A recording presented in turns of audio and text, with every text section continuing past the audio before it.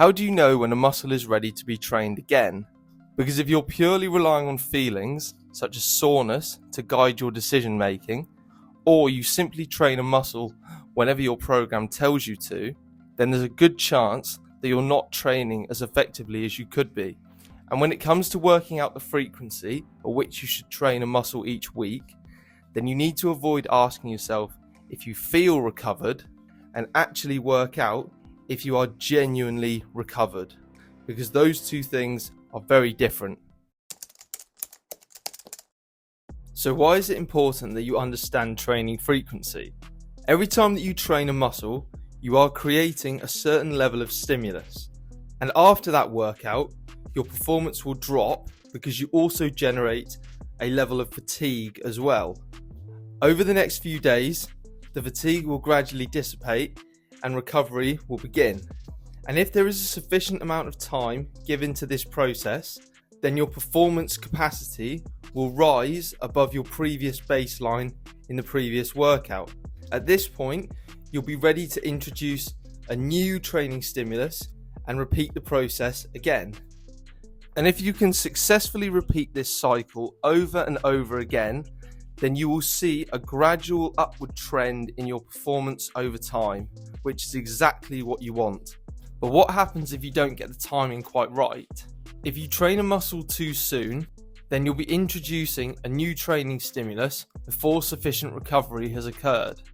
And as a result, you'll be unable to perform at the same level that you otherwise could have.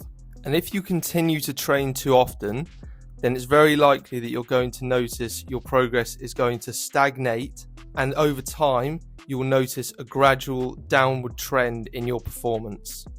On the other hand, if you give yourself too much recovery time, then you'll actually find that performance can start to decline back down to your previous baseline.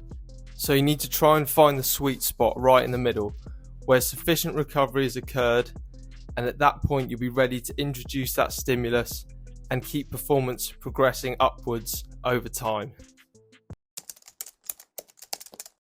A big mistake I see when people are trying to determine whether they're recovered or not is relying purely on feelings. For example, the other day I heard someone say that they felt fatigued before they started their workout.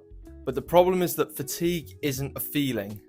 Fatigue is actually a temporary and reversible reduction in performance after a previous workout. So fatigue is actually objective, and it's something that can be measured. It's not something that you can sense before you've even started your session. So the only way to know whether fatigue is actually present is to perform an exercise again and see what happens. Because if you are experiencing fatigue, then performance will either stagnate or be reduced compared to your previous session. You won't be able to produce the same level of force as you did previously, which will either result in less load being lifted or fewer repetitions performed. On the other hand, if you're able to match or exceed your previous performance, then objectively, fatigue is no longer limiting your ability to train that muscle effectively. So for example, let's say you perform one set of squats to failure with 100 kilos and you get 6 reps. Then in your next training session, you come back and perform the same set of squats again using an identical setup, technique and range of motion, but this time you're now able to perform 7 reps. That's a good indication that sufficient recovery has occurred as you were able to improve your performance. But if you came back and you were only able to do 4 reps, then some level of fatigue may still be present and limiting your ability to perform at the level that you previously could. So this is why I would suggest that you avoid using feelings to assess your recovery, because regardless of how you feel when you start a workout, if your performance improves, then fatigue is objectively not an issue.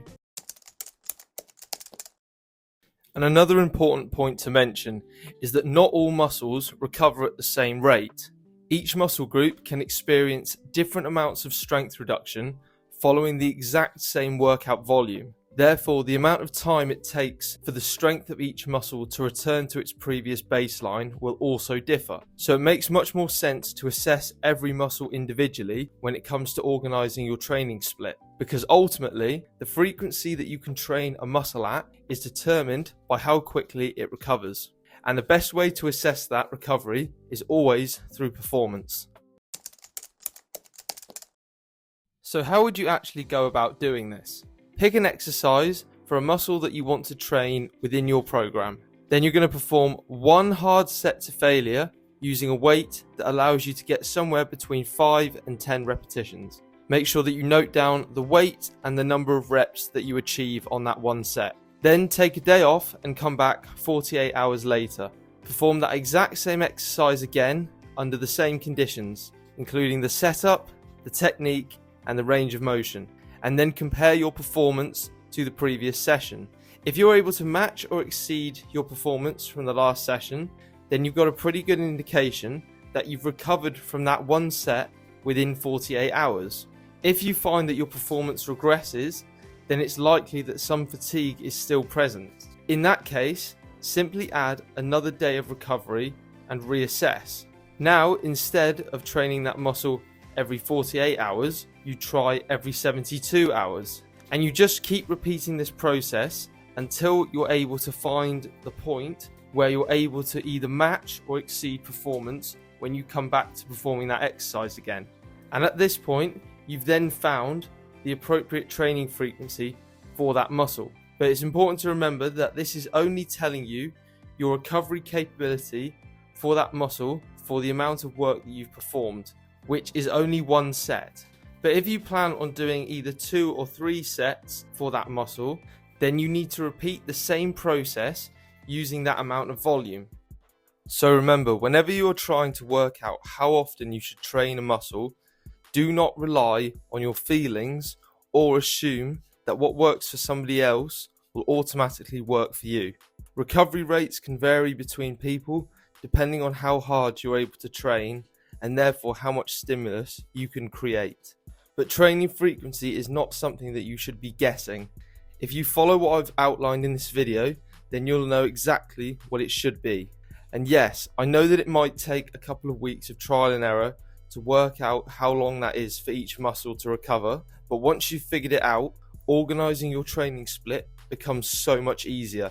You can actually start to train each muscle as frequently as its recovery capacity allows, which will give you the best opportunity to accumulate as much productive training volume over time and make progress at the fastest rate possible.